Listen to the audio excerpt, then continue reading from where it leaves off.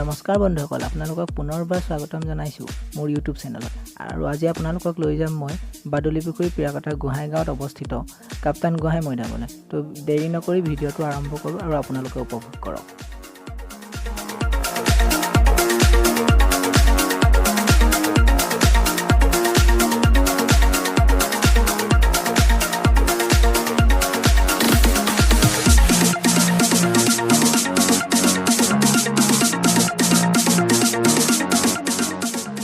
Main gate পাৰ হৈ আহিলোঁ, আপোনালোকে দেখিবলৈ পালে। আৰু ইয়াৰ পৰা অলপ গ'লেই আমি পাম কাপ্তান গোহাঁই মৈদাম।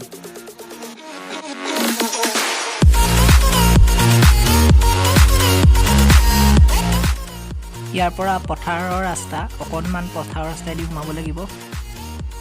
অৱশ্যে চাগে কি হাবিত নি আছে, ৰ'ব পাইছোঁগৈ আৰু।